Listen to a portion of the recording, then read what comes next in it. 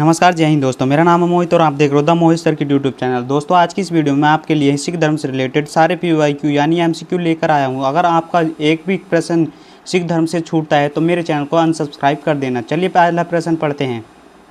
आज का पहला प्रश्न है, सिख धर्म के संस्थापक कौन थे? तो सिख धर्म के संस्थापक जो थे वो गुरु नानक देव जी थे। ऑप्शन नंबर बी बिल्कुल सही हो जाएगा। और आगे नेक्स्ट बिंदु मतलब इंपॉर्टेंट बिंदु पढ़ते हैं। गुरु नानक देव जी सिख धर्म के प्रथम गुरु थे।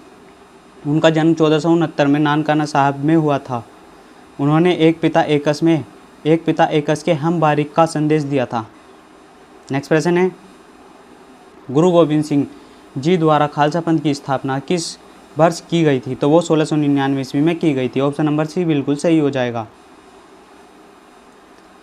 खालसा पंथ की स्थापना जो हुई थी 13 अप्रैल 1699 को आनंदपुर साहिब में की गई थी। यह दिन बैसाखी का था। यहीं से सिखों को एक विशिष्ट सैन्य और आध्यात्मिक पहचान मिली। नेक्स्ट प्रश्न है, गुरुमुखी लिपि की शुरुआत किस गुरु ने की थी? तो वो गुरुमुखी लिपि की जो शुरुआत की थी वो गुरु अंगद देव जी ने की थी। ऑप्शन नंबर डी बिल्कुल सही हो जाएगा। गुरु अंगद देव जी दूसरे गुरु ने गुरुमुखी लिपि के सुधार और स्थापित किया। उनका मूल नाम भाई लहना यानी उनको भाई लहना भी कहा जाता था। उन्होंने लंगर व्यवस्था को सुदृढ़ बनाने में विशेष योगदान दिया। नेक्स्ट प्रश्न है, सिख धर्म के पहले आधिकारिक ग्रंथ आदि ग्रंथ का संकलन किसने किया था? तो वो किया था गुरु अर्जुन देव जी ने। ऑप्शन नंबर ए बिल्कुल सही हो जाएगा। और दोस्तों, संकलन 1604 में पांचवें गुरु अर्जुन देव जी ने किया था। इसे अमृतसर के हरमिंदर साहिब में सुशोभित किया गया।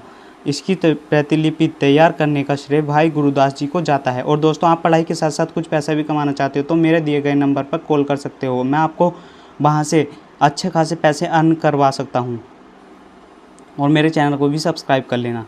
नेक्स्ट प्रश्न है, अमृतसर में श्री हरमिंदर साहिब यानी स्वर्ण मंदिर की नींव किस सूफी संत ने रखी थी? तो वो साईं मियां मीर ने रखी थी। ऑप्शन नंबर ए बिल्कुल सही हो जाएगा। नेक्स्ट देखते हैं, लाहौर के सूफी संत साईं मियां मीर जी ने इसकी नींव रखी थी। यह सांप्रदायिक सद्भाव और अंतर्धार्मिक प्रेम का एक बड़ा प्रतीक है। चारों दिशाओं के द्वार समानता का संदेश देते हैं। नेक्स्ट प्रश्न है, धार्मिक स्वतंत्रता की रक्षा के लिए किस सिख गुरु को हिंद दी चादर कहा जाता है? तो वो हिंद दी चादर ऑप्शन नंबर बी बिल्कुल सही हो जाएगा। गुरु तेग बहादुर जी को कहा जाता है। नेक्स्ट देखते हैं इंपॉर्टेंट पॉइंट। 9वें गुरु तेग बहादुर जी को हिंद दी चादर कहा जाता है। उन्होंने कश्मीरी पंडितों को धार्मिक स्वतंत्रता और तिलक जंजू की रक्षा के लिए शहादत दी। दिल्ली का गुरुद्वारा शीशगंज साहिब उनकी शहादत के स्थान पर बना है। नेक्स्ट क्वेश्चन देखते हैं, गुरु नानक देव जी द्वारा दिए गए सिख धर्म के 3 मूल स्तंभों में क्या शामिल नहीं है? तो वो मूर्ति पूजा शामिल नहीं है। ऑप्शन नंबर डी बिल्कुल सही हो जाएगा। 3 स्तंभ हैं। एक है नाम जपना, एक है किरत करनी और एक है वर्ण छपना। इनका अर्थ देखते हैं। नाम जपने का अर्थ है ईश्वर का स्मरण करना और किरत करने का अर्थ है ईमानदारी की कमाई और वर्ण छकना का मतलब है बांट कर खाना। सिख दर्शन मूर्ति पूजा और बाहरी कर्म कांडों का पूरी तरह खंडन करता है। नेक्स्ट प्रश्न है, अकाल तख्त यानी संसारिक प्राधिकरण की सीट की स्थापना किस सिख गुरु ने की थी? तो वो की थी गुरु हरगोविंद जी ने। ऑप्शन नंबर ए बिल्कुल सही हो जाएगा। इंपॉर्टेंट पॉइंट देखते हैं। छठे गुरु हरगोविंद जी ने 1606 ईस्वी में अकाल तख्त की स्थापना की थी। यह अमृतसर में हरमिंदर साहिब के ठीक सामने स्थित है। यह सिखों के सैन्य, राजनीतिक और सांसारिक निर्णयों का मुख्य केंद्र बना। दोस्तों, माफ़ कर देना, मेरे थोड़ी आज बोलने में परेशानी हो रही है। नेक्स्ट प्रश्न देखते हैं, 10 मानव सिख गुरुओं में सबसे कम उम्र के गुरु कौन थे? तो वो गुरु हरकिशन जी थे। ऑप्शन नंबर बी बिल्कुल सही हो जाएगा। इंपॉर्टेंट पॉइंट देखते हैं, गुरु हरकिशन जी सबसे कम उम्र के गुरु थे। उन्हें बाल गुरु भी कहा जाता है। मात्र 5 वर्ष की आयु में उन्होंने गुरु गद्दी मिली। दिल्ली में चेचक की महामारी के दौरान उन्होंने जनता की सेवा की और स्वयं ज्योति ज्योत समा गए। नेक्स्ट प्रश्न है, लंगर यानी सामूहिक रसोई व्यवस्था को औपचारिक और अनिवार्य रूप से किसने दिया था? तो वो गुरु अमरदास जी ने किया था, जो कि तीसरे गुरु हैं। देखते हैं इम्पोर्टेंट पॉइंट। तीसरे गुरु गुरु अमरदास जी ने लंगर को अनिवार्य नियम बनाया। पहले पंगत पाछे संगत। सम्राट अकबर ने भी गुरु जी से मिलने से पहले आम लोगों के साथ पंगत में बैठकर लंगर छका था। यह व्यवस्था जातिवाद और ऊंच नीच के भेदभाव को समाप्त करने के लिए शुरू की गई थी। नेक्स्ट प्रश्न है, पवित्र शहर अमृतसर की स्थापना किस सिख गुरु द्वारा की गई थी? तो वो गुरु अर्जुन देव जी द्वारा की गई थी। नहीं, मतलब गुरु रामदास जी द्वारा की गई थी। ऑप्शन नंबर बी बिल्कुल सही हो जाएगा। चौथे गुरु गुरु रामदास जी ने 1574 ईस्वी में अमृतसर शहर की स्थापना की थी। शुरुआत में इस जगह को रामदासपुर या गुरु का चक्क कहा जाता था। उन्होंने ही यहाँ पवित्र अमृत सरोवर की खुदाई का कार्य करवाया था। नेक्स्ट प्रश्न है, सिखों के शाश्वत यानी 11वें और जीवित गुरु कौन हैं? सिखों के शाश्वत और 11वें गुरु कौन हैं? तो वो गुरु हरगोविंद जी, मतलब गुरु गोविंद सिंह जी हैं। ऑप्शन नंबर ए बिल्कुल सही हो जाएगा।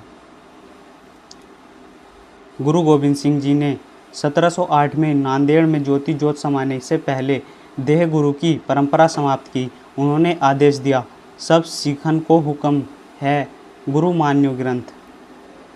तब से गुरु ग्रंथ साहिब जी सिखों के शाश्वत और जीवित गुरु हैं। और दोस्तों, वीडियो आपको अच्छी लगे तो वीडियो को लाइक करके चैनल को सब्सक्राइब कर देना। आपकी एक लाइक मेरे लिए बहुत ही हेल्पफुल रहेगी। नेक्स्ट प्रश्न देखते हैं। प्रश्न नंबर 13, मीरी और पीरी यानी सांसारिक और आध्यात्मिक शक्ति की तलवारें किस गुरु ने धारण की थी?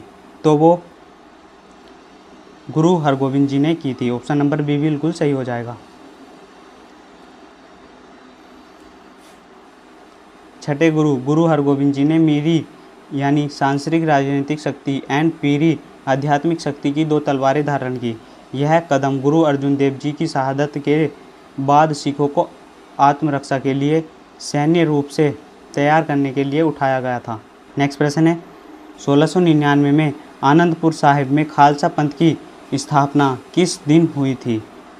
तो वो बैसाखी के दिन हुई थी। ऑप्शन नंबर बी बिल्कुल सही हो जाएगा। इम्पोर्टेंट पॉइंट देखते हैं। खालसा का अर्थ है शुद्ध या सीधे अकाल पुरख से जुड़ा हो।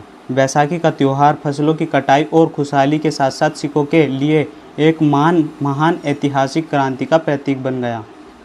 नेक्स्ट प्रश्न देखते हैं। खालसा सिख के लिए अनिवार्य 5 ककार में से कड़ा किस धातु का होना अनिवार्य है? तो वो लोहा या इस्पात का होना अनिवार्य है, यानी स्टील का। इम्पोर्टेंट पॉइंट देखते हैं। कड़ा हमेशा लोहे या स्टील का होना चाहिए, सोने या चांदी का नहीं। जो आप हाथ में पहनते हो, मतलब सिख यानी सरदार पहनते हैं हाथ में, उसे कड़ा कहा जाता है।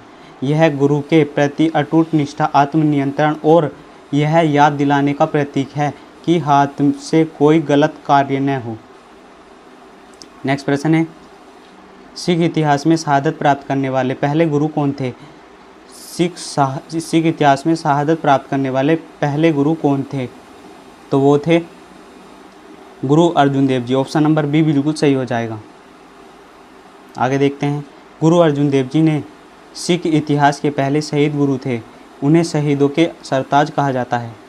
उस समय उन्होंने भीषण गर्मी में तपती तवी, मतलब उनको जो बहुत ही गर्मी में तवे के ऊपर बैठाया गया और उबलते पानी व गर्म रेत से प्रताड़ित किया, लेकिन उन्होंने तेरा किया मीठा लागे कहकर इसे स्वीकार किया। दोस्तों, कितना जुल्म सहा होगा गुरु अर्जुन देव जी ने। नेक्स्ट प्रश्न है, 1688 में गुरु गोविंद सिंह जी ने पहाड़ी राजाओं के खिलाफ कौन सा प्रसिद्ध युद्ध लड़ा था? तो वो था भंगानी का युद्ध। ऑप्शन नंबर बी बिल्कुल सही हो जाएगा। भंगानी का युद्ध गुरु गोविंद सिंह जी को के जीवन का पहला बड़ा युद्ध था। यह युद्ध पोंटा साहिब के पास बिलासपुर के राजा भीमचंद और अन्य पहाड़ी राजाओं के खिलाफ लड़ा गया था, जिसमें गुरु जी की विजय हुई। नेक्स्ट प्रश्न देखते हैं। शब्द सिख मूलतः संस्कृत के किस शब्द से बना है जिसका अर्थ शिष्य होता है? तो वो है ऑप्शन नंबर ए, बिल्कुल सही हो जाएगा, शिष्य। इंपॉर्टेंट पॉइंट देखते हैं। सिख शब्द संस्कृत के शिष्य शब्द का पंजाबी रूपांतरण है, जिसका अर्थ है सीखने वाला या अनुयायी। सिख धर्म में व्यक्ति जीवन भर अकाल पूरक और गुरु की वाणी से सीखता रहता है। नेक्स्ट प्रश्न है, गुरु ग्रंथ साहिब जी कुल कितने सिख गुरुओं की पवित्र वाणी दर्ज है? मतलब गुरु ग्रंथ साहिब जी में कुल कितने सिख गुरुओं की पवित्र वाणी दर्ज है? तो वो है 6 गुरु। ऑप्शन नंबर बी बिल्कुल सही हो जाएगा। आगे देखते हैं। गुरु ग्रंथ साहिब जी में कुल 6 सिख गुरुओं की वाणी दर्ज है। पहले 5 गुरु साहिबान और 9वें गुरु श्री गुरु तेग बहादुर जी। इसके अलावा इसमें 15 भक्तों, 11 भट्टों और 4 गुरु घर के सिखों की वाणी भी शामिल है। नेक्स्ट प्रश्न देखते हैं। श्री हरमिंदर साहब के पहले मुख्य ग्रंथी कौन थे, यानी हेड प्राइस्ट कौन थे? तो वो थे ऑप्शन नंबर बी, बाबा बुड्ढा जी। इंपॉर्टेंट पॉइंट देखते हैं। 1604 में जब आदि ग्रंथ का प्रकाश हरमिंदर साहब में हुआ, तब बाबा बुड्ढा जी को पहले मुख्य ग्रंथी नियुक्त किया गया। बाबा बुड्ढा जी ने प्रथम गुरु से लेकर 6ठे गुरु तक के काल को देखा था और सभी को तिलक लगाने की सेवा की थी।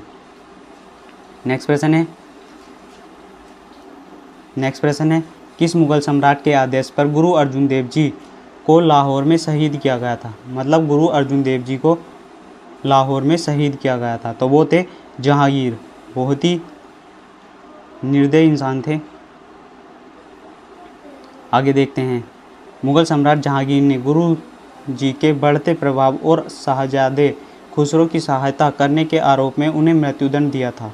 यह घटना 1606 ईस्वी में लाहौर में हुई थी। नेक्स्ट प्रश्न है, दिल्ली के चांदनी चौक में गुरु तेग बहादुर जी की शहादत का आदेश किस मुगल शासक ने दिया था?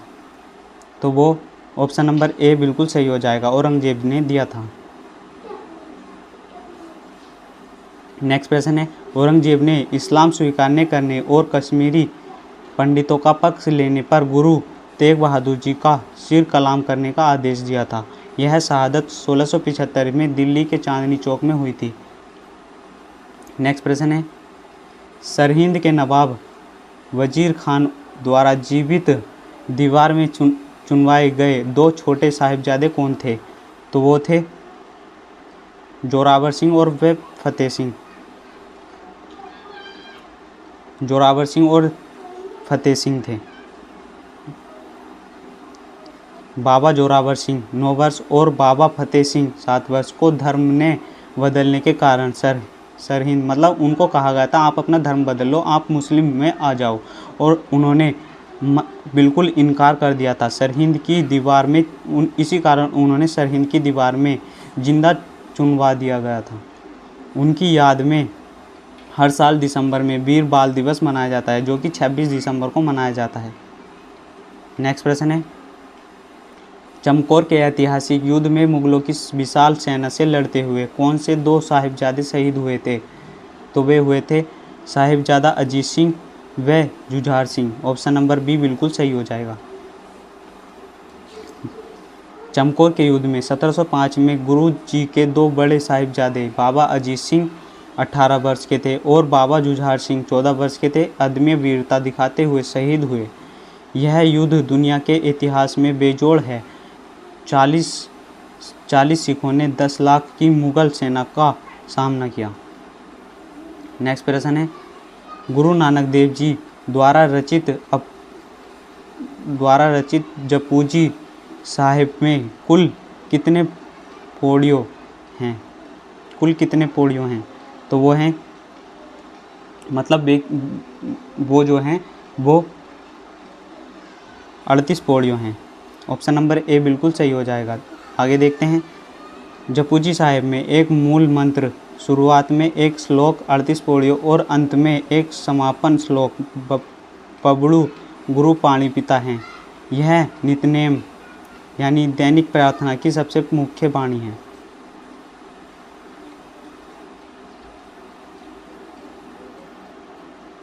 नेक्स्ट प्रश्न है, फतेहपुर मतलब कीरतपुर साहिब शहर की स्थापना किस गुरु ने की थी? तो वो की थी गुरु हरगोविंद जी ने की थी। ऑप्शन नंबर ए बिल्कुल सही हो जाएगा। नेक्स्ट देखते हैं इंपॉर्टेंट पॉइंट्स। गुरु हरगोविंद जी ने पंजाब के रोपड़ जिले में सतलुज नदी के किनारे कीरतपुर साहिब की स्थापना की थी। यह सिखों का एक प्रमुख आध्यात्मिक और ऐतिहासिक केंद्र है। यहाँ 7वें और 8वें गुरु जी का जीवन काल बीता। नेक्स्ट देखते हैं, दसम ग्रंथ का संकलन गुरु गोविंद सिंह जी के बाद किसने किया था? तो वो किया था भाई मनी सिंह जी ने किया था। ऑप्शन नंबर ए बिल्कुल सही हो जाएगा। नेक्स्ट इंपॉर्टेंट पॉइंट देखते हैं। दसम ग्रंथ में 10वीं पातशाही श्री गुरु गोविंद सिंह जी को पवित्र रचनाएं संकलित हैं। इसका संकलन गुरु जी के अन्य सेवक और शहीद भाई मनी सिंह जी ने किया था। नेक्स्ट देखते हैं, सिख धर्म में एक ओंकार की ध्वनि और प्रतीक क्या दर्शाता है? तो वो जो दर्शाता है वो है ऑप्शन नंबर बी बिल्कुल सही हो जाएगा। ईश्वर एक और सर्वव्यापी है। दोस्तों मैं आपसे एक ही बात कहना चाहता हूँ, बस वीडियो को लाइक कर देना। एक ओंकार गुरु ग्रंथ साहिब जी का शुरुआती शब्द और मूल मंत्र का आधार है। यह दर्शाता है कि ईश्वर केवल एक ही है, निराकार है और पूरी सृष्टि के कण कण में समाया हुआ है। नेक्स्ट क्वेश्चन देखते हैं, सिखों के द्वारा शाम के समय की जाने वाली मुख्य नित्यनेम वाणी यानी प्रार्थना कौन सी है? मतलब कौन सी नित्यनेम वाणी है? तो वो है ऑप्शन नंबर सी बिल्कुल सही हो जाएगा, रहीरास साहिब। नेक्स्ट प्रश्न है, मतलब इसी से इम्पोर्टेंट पॉइंट है, रहीरास साहिब सिखों की शाम की नियमित प्रार्थना है जो रोज की जाती है। सूर्यास्त के समय पढ़ी जाती है। सुबह के समय जपूजी साहिब, जाप साहिब और तब प्रसाद सवैये पढ़े जाते हैं, जबकि रात को सोने से पहले कीर्तन सोहिला का पाठ किया जाता है। नेक्स्ट प्रश्न है, गुरु गोविंद सिंह जी द्वारा औरंगजेब को लिखा गया प्रसिद्ध फारसी पत्र जफरनामा का शाब्दिक अर्थ क्या है? तो वो है विजय पत्र। ऑप्शन नंबर बी बिल्कुल सही हो जाएगा। नेक्स्ट देखते हैं इंपॉर्टेंट पॉइंट, जफरनामा का अर्थ है विजय का पात्र, यानी गुरु जी ने सब कुछ होने के बाद भी औरंगजेब को उसकी नैतिक पराजय का एहसास कराने के लिए यह लिखा था। यह दीना कांगड़ यानी पंजाब से फारसी कविता के रूप में लिखा गया था। नेक्स्ट प्रश्न है, वर्तमान में सिख धर्म में कुल कितने स्वीकृत तख्त हैं? तो वो जो हैं स्वीकृत तख्त जो हैं वो हैं 5। ऑप्शन नंबर सी बिल्कुल सही हो जाएगा। इंपॉर्टेंट पॉइंट देखते हैं, सिख धर्म में कुल 5 तख्त हैं। यह अकाल तख्त यानी पहला है अकाल तख्त जो कि अमृतसर में है। दूसरा है तख्त श्री पटना साहिब जो कि बिहार में है। तीसरा है तख्त श्री केसगढ़ साहिब, यह आपको लिख लेना है नोट्स में, जो कि आनंदपुर साहिब में स्थित है। चौथा है तख्त श्री दमदमा साहिब जो कि तलवंडी साबो में स्थित है। 5वां है तख्त श्री हजूर साहिब जो कि नांदेड़ महाराष्ट्र में स्थित है। नेक्स्ट प्रश्न देखते हैं, हिमाचल प्रदेश में यमुना नदी के किनारे स्थित प्रसिद्ध पोंटा साहिब गुरुद्वारे की स्थापना किसने की थी? तो वो जो की थी ऑप्शन नंबर बी बिल्कुल सही हो जाएगा, गुरु गोविंद सिंह जी ने की थी। नेक्स्ट प्रश्न है, मतलब नेक्स्ट इंपॉर्टेंट पॉइंट हैं, गुरु गोविंद सिंह जी ने सिरमौर के राजा के अनुरोध पर यमुना नदी के सुरम्य तट पर पोंटा साहिब की स्थापना की थी। यह गुरुजी ने लगभग 4.5 साल बिताए और कई महान साहित्यिक रचनाओं का सृजन किया। नेक्स्ट प्रश्न है, खालसा पंथ में शामिल होने वाले पुरुषों और महिलाओं को क्रमशः कौन से उपनाम दिए जाते हैं? उनको कौन से उपनाम दिए जाते हैं? तो वो सिंह और कौर। ऑप्शन नंबर सी बिल्कुल सही हो जाएगा। इम्पोर्टेंट पॉइंट है, पुरुषों को सिंह यानी शेर और महिलाओं को कौर यानी राजकुमारी का उपनाम दिया जाता है। यह व्यवस्था समाज में जातिगत उपनामों को खत्म कर पूर्ण समानता और स्वाभिमान स्थापित करने के लिए की गई थी। नेक्स्ट प्रश्न है, अमृतसर के हरमिंदर साहिब परिसर के भीतर स्थित अकाल बुंगा या अकाल तख्त का निर्माण किसने शुरू करवाया था? तो वो करवाया था गुरु हरगोविंद जी ने करवाया था। ऑप्शन नंबर बी बिल्कुल सही हो जाएगा।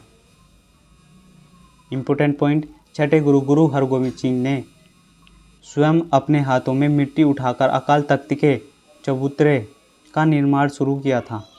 इसमें किसी भी बिहारी राजमिस्त्री की मदद नहीं ली गई थी। केवल गुरुजी, बाबा बुड्ढा जी और भाई गुरुदास जी ने इसे तैयार किया था।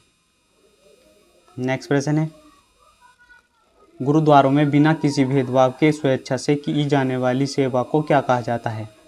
तो उसे कार सेवा यानी निष्काम सेवा कहा जाता है। ऑप्शन नंबर बी बिल्कुल सही हो जाएगा।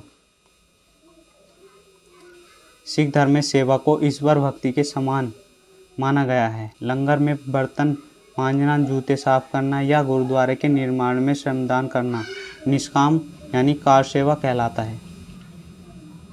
नेक्स्ट प्रश्न है, मुक्तक जिसका अर्थ है खिदराना की प्रसिद्ध लड़ाइयों में गुरु जी के लिए लड़ते हुए शहीद होने वाली सिंहनी का क्या नाम था? तो उन सिंहनी का नाम जो था वो था, ऑप्शन नंबर बी बिल्कुल सही हो जाएगा, भाई भागो यानी माता भाग कौर। नेक्स्ट प्रश्न है, नेक्स्ट इम्पोर्टेंट पॉइंट है, माई भागो यानी माता भाग कौर एक महान सिख योद्धा महिला थी। उन्होंने खिदराना की जंग 1705 में सिखों के नेतृत्व में किया। उन्होंने उन 40 सिखों यानी 40 मुक्ते को प्रेरित किया जो गुरु जी को बेदवा लिखकर छोड़ गए थे और उन्हें वापस लाकर गुरु जी के चरणों से जोड़ा। नेक्स्ट प्रश्न है, 1699 में आनंदपुर साहिब के समागम में पहले शिष्यों को क्या नाम दिया गया था? उन्होंने शीश भेंट किया। जिन्होंने शीश भेंट किया था उन्हें क्या नाम दिया गया था? तो वो उन्हें जो नाम दिया गया था वो पंज प्यार दिया गया था। ऑप्शन नंबर ए बिल्कुल सही हो जाएगा। इम्पोर्टेंट पॉइंट देखते हैं, इन पांचों को पंज प्यार यानी 5 बेलोव्ड वंस कहा गया है। भाई दयाराम, भाई धर्मदास, भाई हिम्मत राय, भाई मोहकम चंद और भाई साहिब चंद।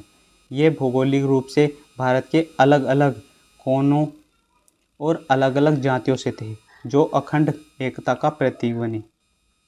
नेक्स्ट प्रश्न है, किस गुरु साहिब ने गोविंदवाल साहिब में 84 सीढ़ियों वाली पवित्र बावली का निर्माण करवाया था? तो वो किसने करवाया था? वो आपको सभी को पता है वो गुरु अमरदास जी ने कराया था, जो कि सिखों के तीसरे गुरु थे। नेक्स्ट प्रश्न है, नेक्स्ट इंपॉर्टेंट पॉइंट्स हैं, तीसरे गुरु अमरदास जी ने गोविंदवाल साहिब में इस ऐतिहासिक बावली का निर्माण करवाया था। मान्यता है कि सच्ची श्रद्धा से इन 84 सीढ़ियों पर पाठ करने में मानव 84 लाख योनियों के चक्र से मुक्त हो जाता है।